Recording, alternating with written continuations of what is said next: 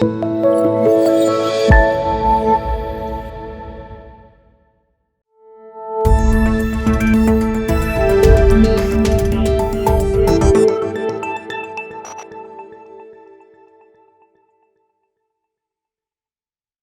the previous episode of the APWA Roving Reporter, we looked at how growth affects public works operations in a small town.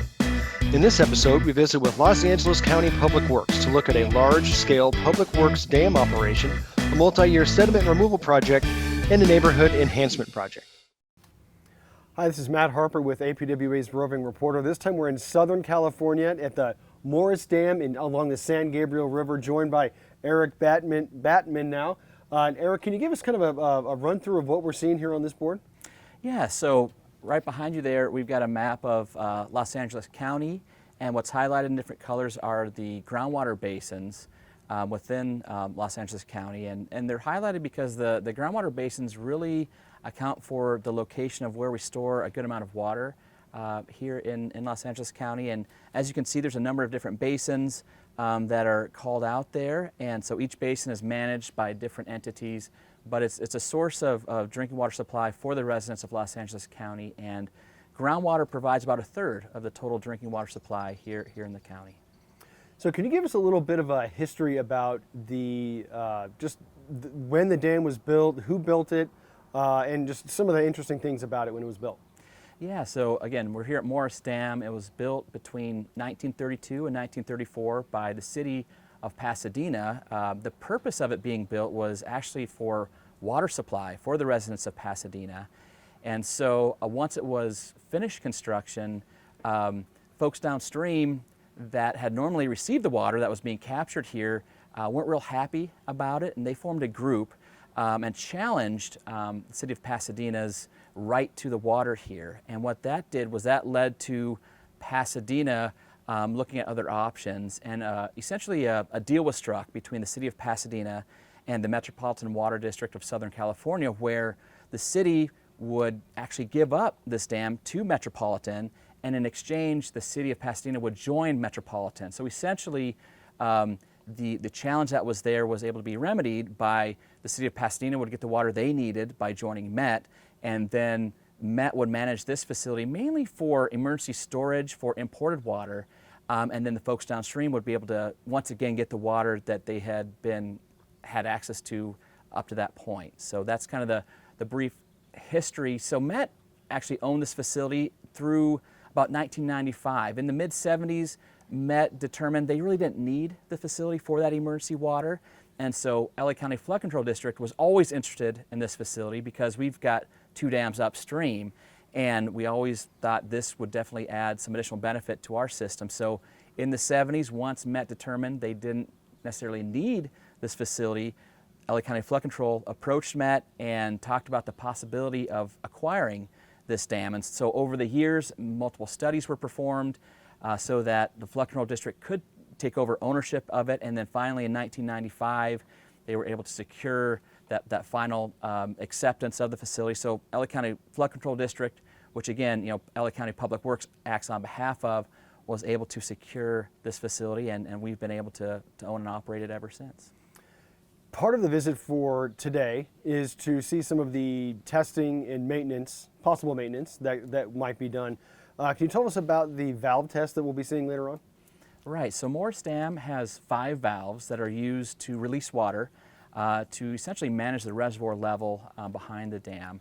And so twice a year we schedule valve tests for the purpose of evaluating the functionality of each one of those valves. And so it gives us an opportunity to make sure they're operating and identify any issues that may need to be resolved before storm season, which normally occurs between October and April, over the winter months. And so we test it usually in the spring to identify any issues that may come up, and then we'll test it again in the fall to make sure we're ready to go when storm season starts.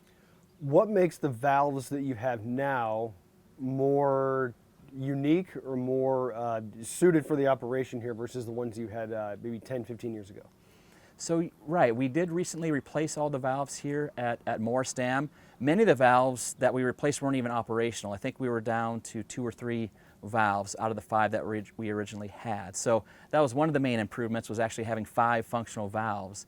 The other thing was the valves that were here previously were a type of valve that at other dam facilities were prone to essentially having problems to the point of potentially exploding, if you will, and injuring the dam personnel. So with that in mind, we took the opportunity to replace all the valves that were here to make sure they were safe, number one, and number two, that they operated. And so now we do have 5 valves that are all functional, of different sizes, that allow us the operational flexibility to essentially make the releases that we need to manage the reservoir level behind. The valve release that we're going to see, there's 5 of them, correct? That is correct.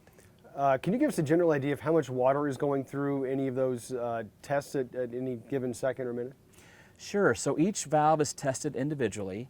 And so we have our smaller valve, which is about 20-inch in diameter, and we'll go from 0% up to 100% open, so from full close to full open, and that will release just under 200 cubic feet per second. And then from that valve, that's our smallest. Our largest valve is about a 72-inch valve, and we're restricting that one today due to downstream activities. But normally, if we were to go from 100% closed to 100% open, we'd release just over 2,000 cubic feet per second. So quite a range, between 200 to 2,000 cubic feet per second. And all that is very helpful for us as we're looking to provide water downstream, either for flood protection, for what we call water conservation, where we release the water and it's captured downstream at spreading grounds to recharge these groundwater basins that are shown on this map. Or even a third option here is there's folks that actually pull water directly off the river and treat it directly for drinking water. And normally they're looking for those lower flows around, between 0 to 200 CFS. So that smaller valve really plays a key role in providing that release at that range. So you and I had an interesting discussion before we got set up today about the area, the erosion, and how this would be relatable to other parts of the country, say along the Mississippi or a river like that, where if you have a large weather event, you have hours maybe to avoid the flooded areas, whereas in this area you have minutes. Can you kind of talk about that a little bit? Right. So yeah, this in Southern California, due to the topography and the weather events that do come in, you can get very high intensity rainfalls in a very short period of time. And so what that can mean is you can have a situation where there's very limited flow in, say, the rivers and channels, and then all of a sudden within 15 minutes, 20 minutes, a half hour, it can increase dramatically. And so these facilities are really important for helping to attenuate those peak flow events. And so the reservoir, the storage in the reservoir really plays a key role in allowing us to essentially kind of take the peak flow rate off, or reduce mitigate, if you will, those peak flows. We'll continue to release water at a much lower rate, but it allows us to again attenuate those flows as they come in. And you're right, this area, due to the topography and it being so close to the ocean, we can get very large storm events coming in and high intensity rainfall. And so it's really critical that we're able to attenuate those flows for flood protection. So when the valves open, how much of that water will make it downstream into the ocean? So right, all the water that we release during all of our valve tests are captured. We call it captured and allowed to percolate into the groundwater. Or in this case, there are entities that pull water right off the river itself and treat it and serve it for direct public consumption. So the water, as it makes its way down the San Gabriel River, will either be pulled off by those treatment plants, or it will percolate into the ground, or if it makes it far enough, we have spreading grounds where we're able to divert that water into open areas, which allow that water to percolate into the groundwater basins as well. But none of the water will be lost. Water is very critical, especially this local storm water that we capture. So during these valve tests, we make sure we capture all that water before it makes it into the ocean. About one other interesting feature about the dam is you mentioned earlier the floating drums aspect of the dam. Right, so one of the features that the city of Pasadena included as part of the original construction of this dam were what's called drum gates. And those drum gates are located at the top of the spillway. So in most situations, the drum gates are retracted and sit flush on the top of the spillway. But as the reservoir rises, the dam has the ability, or has these drum gates are included that have the ability to essentially float up using the reservoir water. And as they float up, it increases the spillway elevation by 18 feet, and therefore capacity in the reservoir by an additional 18 feet, which corresponds to about 6,000 acre-feet of additional storage when they're fully raised. So it's a very nice feature. It's the only dam that has this feature, and so we'd like to point that out and utilize it when we have large amounts of water that do come into the facility, and we can use it for storage, additional storage, and even flood protection. So it's a very nice feature that was included with this dam.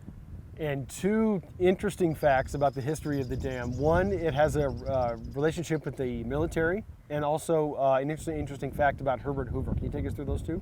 Right. So this dam, back in the mid-1940s, Caltech partnered with the U.S. Navy, and they were interested in using the reservoir to develop torpedo technology. So behind the dam, there's a platform that was built by the U.S. Navy, and with that they tested different torpedo designs and technologies and things like that, and they used the reservoir itself to really implement those and refine their designs. So definitely unique history with regard to that. But also the other item, back when this dam was complete in 1934, it was dedicated by President Herbert Hoover.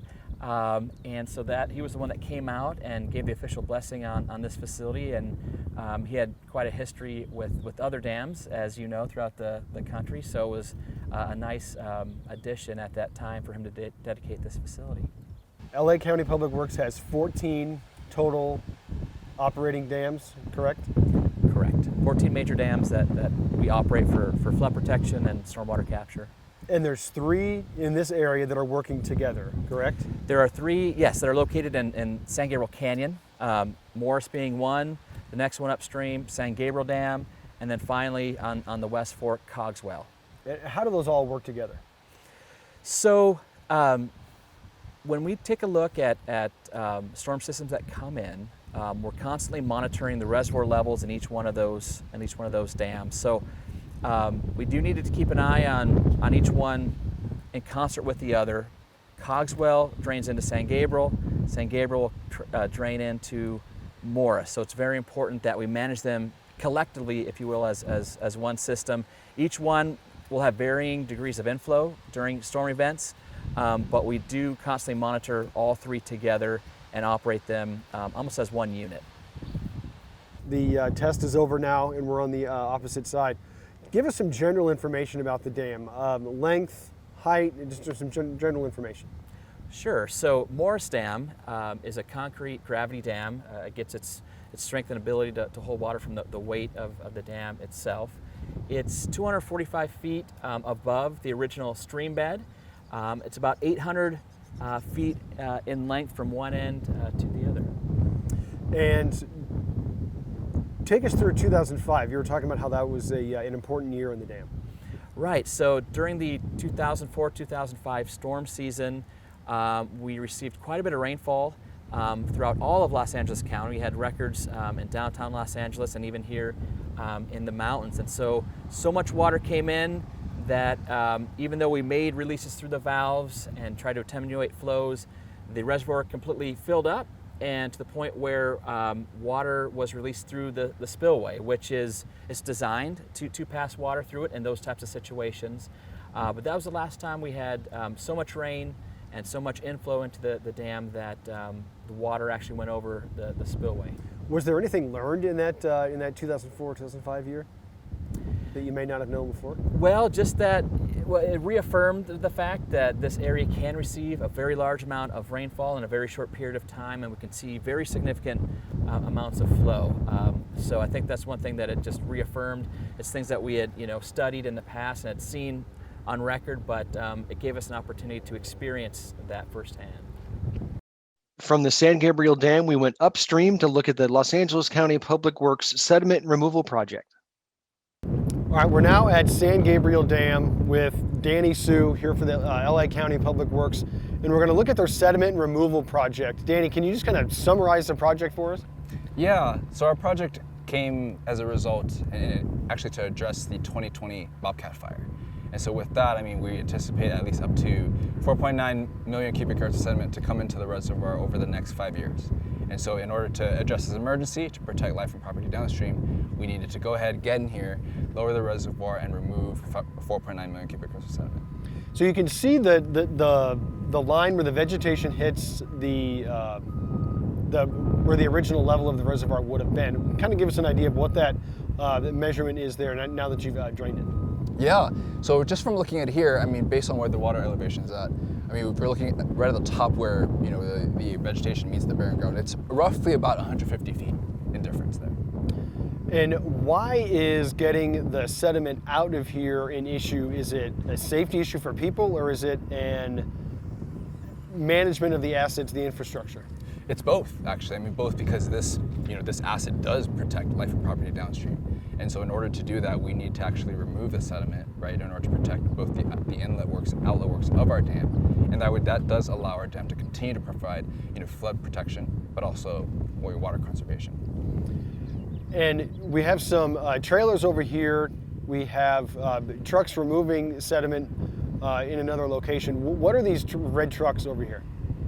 Yeah, or these red trailers, I should say. Yeah, so that's actually part of our water treatment system. There are a series of Baker tanks, and so what would happen is the water would actually get pumped into these Baker tanks. These Baker tanks would allow time for the sediment that's in the water, anything else that's floating in there, to settle, and also it does pass through a filter unit before it actually gets released. That way, at least the water that's released, it doesn't exceed water quality standards. Where does the water get released at? Because we're looking at the empty reservoir. It's not going to get emptied back in here. Where would that get emptied? Yeah, so at this point, the water, at least proposed by our contractor, they're going to release the water over the spillway. And so, I mean, this system actually works in tandem with both the outlet tower, which is actually over there, but again, those are both points of outlets for us right now. Give us an idea. It's a big, big number of the amount of sediment, and kind of give it to us in a digestible example for us. Yeah, so we've always been saying 1 cubic yard is roughly the amount you could fit in a washing machine. So if we're going to remove 4.9 million cubic yards, that's, if you can imagine what that even looks like, 4.9 million washing machines of sediment. And we need to do that in 5 years, so, which is insane. And we're in season 2 of this project? That's correct, we're in season 2. And give us an idea of what went on in season 1, season 2, and what the future looks like. Yeah, so season one was a lot of, trial and error for our contractor. Again, we've encountered a lot of issues, whether it's, just the actual soil profile and its suitability for construction equipment. But at the same time, we were also able to evaluate, hey, what works from a dewatering point of view? And also, how can we actually remove the sediment? At the end of the day, that's our purpose, that's our goal. What are ways we can do it both in an effective manner, but also one that's, includes the collaboration with the different resource agencies. But at the same time, how do we also make sure that we also consider the natural, the bio, and just the recreational resources that are here as we're doing it? Talk about those resource agencies, the wildlife in the surrounding areas, the recreation in the surrounding areas, and how you have to work with those different agencies to make sure this is done properly. Yeah, as you can see, San Gabriel Dam, we're in nature, right? We're not in the city. So as you can, obviously there are wildlife and there are other different resources that reside here, so to speak. Right, and so especially with California Department of Fish and Wildlife, U.S. Fish and Wildlife, both on the state side and the federal side, and even the local regulations, we need to make sure that, hey, we're in constant communication. We at least consider what is important to them. How do we protect their resource that they're overseeing and they're stewards of? At the same time, how do we manage our own assets? How do we manage our own facilities in a manner that, hey, we can accomplish both, and it's still economical and it's still effective, and we can basically do something where everybody's happy with it. So we're honestly always in meetings with them, just making sure that, hey, we're keeping them up to date with what we're doing. But at the same time, hey, here's a potential concern. How do we work to resolve this? Where's the sediment going, and why was that a proper landing spot for it? Yeah, so it's funny with San Gabriel Dam. You can tell we're in the middle of nowhere. So either if you're going to remove the sediment, either you're going to leave it here, or you have to take it into the city somewhere, or basically another location site. For our purpose, because historically we've been able to secure the Burro Canyon sediment placement site, which is actually located about 5 miles upstream of the dam. And so we're going to take that, place it there. We're going to grade it. We're going to create this sort of sediment placement site, which again is an earth structure that allows us to at least, we're not dumping it there, we're actually grading it, and we're actually able to, build something that we can potentially use in the future too. Okay, to go back to the cause of the sediment, it was obviously the fires, but go through how that happens with the burning of the vegetation, the soil becoming basically exposed, and the runoff in the sediment is the end product. Right, so San Gabriel Mountains, already on its own, just a baseline condition, very erosive by nature. There's just a lot of sediment literally coming off the hillsides. But now with fire, right, there would be vegetation there, sort of securing that sediment, keeping it in place a little bit more. But now with this large, massive bobcat fire, that basically wiped out over 115,000 acres of vegetation. So now what used to be held in a little bit by the vegetation is now just dirt on hillside. So you talk, in a serious storm event or so, all that's coming down somewhere, and it's gonna be here, unfortunately, for this case. And this isn't necessarily a result of a fire in 2020, 2010, 2000. This may have been an accumulation of different fire events, right? Yeah, it's just the years in history of just sediment accumulation. I think with the 2020 Bobcat fire, that sort of exacerbated the situation, created, an actual need we need to get in there now. Otherwise, we could potentially lose control of our inlet works. So you mentioned a little earlier that this was a kind of a, hey, this is an emergency message a while back. What was LA County Public Works noticing, and what were they doing to get that word out? Yeah, so as soon as we determined, hey, we need to get in here, we worked with our community government relations group to say, hey, how can we communicate the need for this emergency, right? But at the same time, still make sure we take into consideration what the community's needs are. How do we make sure we accomplish both, our needs and our priorities, but also the community's needs? So there's a lot of coordination, whether it's outreach, just information, making sure we notify the local recreational communities, or just even recreational agencies, to make sure, hey, we're gonna do this project.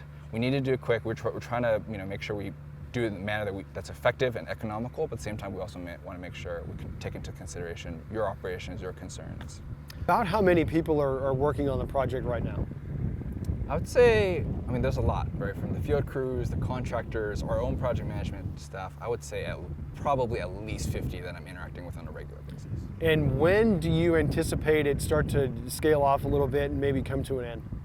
Right, so the project is a 5-year project, and so last season was our first year, and so that was 2021, and so we're anticipating for this project to go up to about fall 2025. And if there are fires in between, 2021 or 2022 and 2025 that start adding sediment, is there a plan to kind of get it before we end up in a position where you're here now, or is it just kind of a reaction type of thing? Well, let's hope that we never get a fire, but obviously we can't, just due to the nature of the history of this watershed, we do get fires. But if in the event something like that were to happen, we would have to increase the amount that we're removing from this project. So what would be 5 million might increase, maybe a couple more million, depending on, how much of the watershed is burned, while at the same time how much we're anticipating debris-wise, sediment-wise, to actually come and accumulate and deposit into the reservoir. And I'm glad you mentioned debris, because this isn't just sediment, right? Right. You don't know if you can see it here, but there's a lot of timber and other debris items. Talk about how that's kind of made it a little more difficult as well. Yeah, for one, debris is not, or timber, wood is not the same as dirt. You can't just dump that into the ground. You actually have to go in there and take it out, remove it, or to grind it up. And so it does present some challenge, but at the same time, it's part of it. I think our contractor understands that there's both dirt, sediment, but there's also other debris in there, whether it's even, things natural with its trees, or even things that we've seen like a gas tank. That has to be removed, taken out. That way we're not putting that into the ground. So once all the debris, the sediment, and the equipment obviously is removed, this will be filled back up to the line that we see here. Hopefully, obviously it depends on if there's water coming in. That largely depends on the storm events. Yeah. But that would be the idea. That's the plan. That would be the plan. Before the project started, equipment had to be put in place. Everything had to be prepared for the project to begin. Take us through some of the challenges with that, just given the landscape of where we are. Yeah, if you can look, the area just looks very difficult to access for construction equipment anyway. So that, that on top of the actual soil characteristics and the soil profile that's here, that does create some issues, in terms of game planning wise for our contractor to get in there, let alone removing the dirt. And on top of that, because we're dealing with water, we're dealing with a lot of the natural and biological resources upstream. Again, we just have to make sure that everything that we're doing, we're not causing any impacts. And if we are, what are ways we can minimize those impacts, and what are ways we can even mitigate those impacts? But otherwise, a lot of it's coordination. As I don't know if you guys have seen it, but there's no cellular reception up here at all. So if you're trying to call a guy, you either have to go flag him down. So a lot of it's just like the in-person coordination, the actual coordination with the resource agencies, and that sort of makes, honestly, in my opinion, the day fun, but also does present the challenges. How long did it take from saying, okay, it's a go, to having everybody in place? Oh man, what normally would take, we're talking years. Because of emergency, we had to squeeze it in, I think it was about 3 months, which is insane, especially for a project this size. Danny, earlier Eric said that Los Angeles County Public Works has 14 dams, all of which are different. Take us through what makes this more challenging, it being wet sediment management versus some of the other ones. Yeah, with dry sediment management, that's honestly as easy as it can get. The material is easy to remove, it's dry, you just kind of go in there, equipment can go in there very easy, you take it out, and you take it to wherever it needs to take. With the wet reservoir, you have to go through the process of draining the reservoir, and now you have to turn that wet sediment and debris into something that's dry.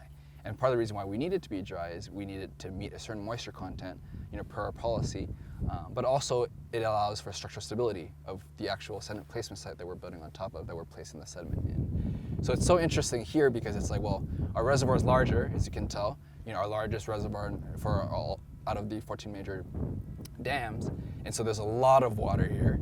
With a lot of water means everything just stays wet a lot, like for longer periods of time. And if you can imagine, we have to do this every year, right? So our project doesn't go from December to January to December.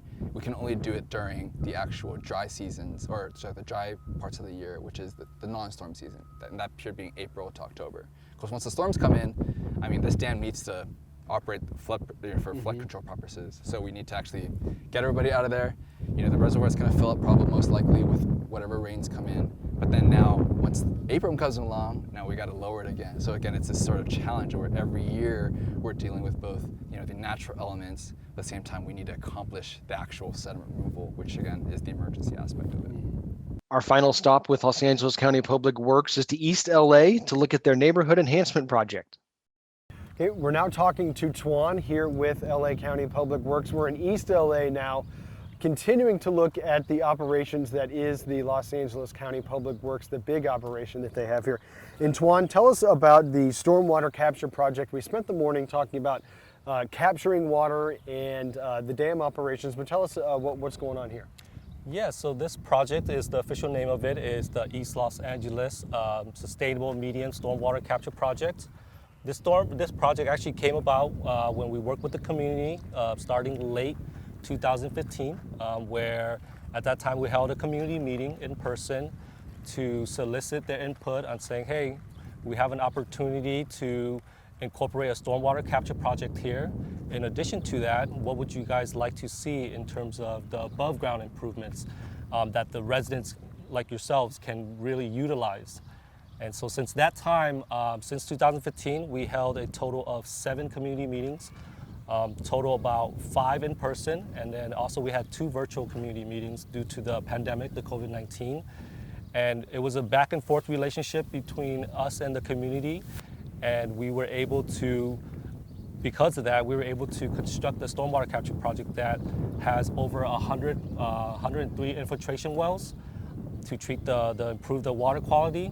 And above ground, we were able to plant 300 new trees, over 47,000 square feet of bioswales, and also over 11,000 of total shrubs for the drought tolerant landscaping. Tell us more about the wells that are going along the community here, and why is that a good fit for this area? Yeah, so part of our job is when it rains, as you know, when it rains, it runs through the streets, it captures a lot of trash or bacteria or other type of pollutants. So for this project, we were able to identify an existing storm drain located just right there at the main street of Garfield. We were able to put two diversion structures to divert that stormwater into a pretreatment system where we filter out trash and treat as much pollutants as possible. And then that treated water will continue on to what we call the infiltration wells. These infiltration wells are 6 feet in diameter by 100 feet deep. So within this total project area, we were able to implement 103 dry wells to be able to capture and improve the water quality. In addition to that, we were able to provide a water conservation effort, recharging our water supply groundwater aquifers. So the water that's being captured, it's being treated and then used for community use, like people can consume that water, or is it just used for irrigation and things like that? No, actually for this one, we were able to identify the soil's characteristics, and what we found through that investigation is the ground is able to infiltrate, and so when that water comes in, it just gets infiltrated into the ground, replenish the groundwater supply. And so there's no reuse in that sense, but it is reused for when other water purveyors take that water and then treat it, and then it goes back to the community. Well, now I want to talk about the above ground aspect of where we're at right now and how those wells helped rebuild this area. Take us through what it was before and what it is today. Yeah, so back in 2010, about there, I mean, the SoCal, the whole region of Southern California was going through a big drought. And also with the state mandated irrigation use. And so a lot of this used to be grass green, but because of that, it was very brown, it was not usable, the residents weren't coming out here, and a lot of it actually was a safety concern for the residents too, because the trees were dying. So over 100 trees were removed, and so that what stemmed our involvement. We said, hey, how are we going to combat the drought if it ever to happen again? And so we reached out to the community, asked them, what type of improvements they want to see on these medians. Of course, they wanted replanting of the trees back, more drought-tolerant landscaping, and also a passive recreation area for use, because before then it was just a very underutilized space. And as you can see, the medians are 2.5 acres big. And so we wanted to utilize it. And so part of that, we put in walking paths, bioswales to capture the stormwater. In addition to that, we put in picnic tables, benches, and exercising stations for the residents to enjoy. Seeing the finished product now, what was some of the general discussion, some of the general feedback that the public provided? Yeah, of course, there was always concerns about, activating a space. You don't want it to have unintended consequences. So definitely we heard that, and we were able to put in more bollard lights. They're solar power. And also we let the residents know there is a maintenance procedure in place. We provided them with contacts, personnel for them to reach out to, for us to be notified in case there's anything that being used on the improved areas that they were not intended to. So then we can always keep an eye on it and make sure that the project is performing the way it was expected to.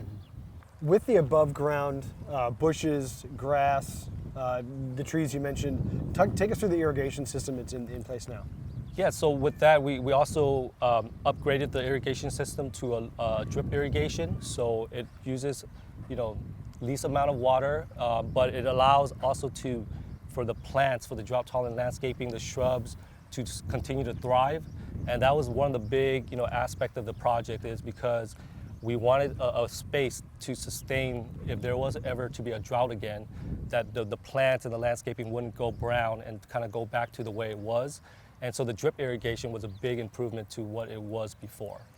Do you have any plans now that it is finished to draw the community back in? Do you have events planned? Do you have flyers going to the neighbors encouraging them to come out here and enjoy the finished product? Yeah, definitely, and that's one of the biggest components. I mean, the reason we built this project was for the community as well. And we had our ribbon cutting last week with our supervisor, Solis. And part of the guest there was the kids nearby, the students from the Montebello Elementary School. And the principal already says, they're going to use this space, utilize this space for education, to kind of make it a walking field trip out here for the students to learn about the education garden, about drought-tolerant landscaping, how to conserve water, and also just kind of be a good steward of a space that's been upgraded for the residents. Yeah, Eric back at the dam said that the theme for LA County Public Works is to be a trustworthy agency within the region, and I think this does a great job of that. Oh yeah, I think that's kind of our number one, and we echo, the director's objective, and it is to be the number one public agency in the region. And with that, we definitely have to work with the community on that, and by holding community meetings, virtual meetings we have to, and then going out to any public events to outreach as far as we can. I want to get into some of the money involved in the project. It's voter approved. Take us through that Safe Clean Water program that it was involved here. Yeah, so one of the big aspects of this project is it aligns with the goals of the Safe Clean Water program, also known as Measure W. So back in late 2018, residents of LA County approved the measure, which is to fund projects like these with multi-benefits where it improves the water quality, increase the water supply, and last but not least, improve the communities with above ground amenities. And so through this project, we were able to apply to that program and was able to secure $7 million towards this. And as you can see, it's a multi-benefit project. It aligns with the program's goals of those three objectives I mentioned: improve water quality, increase water supply, and provide the community benefits that wasn't there prior. Well, now we have a before and an after. Can you take us through the before and the after shots so people can get kind of a visual of what it looked like before and now? It's a median, very bare, brown, with a few trees left, underutilized. And so over here, after we completed the project, we were able to incorporate walking paths, bioswales, green turf with a lot of trees, also picnic tables and benches and exercising station. It became we activated a space that was underutilized and now accessible for the residents to enjoy.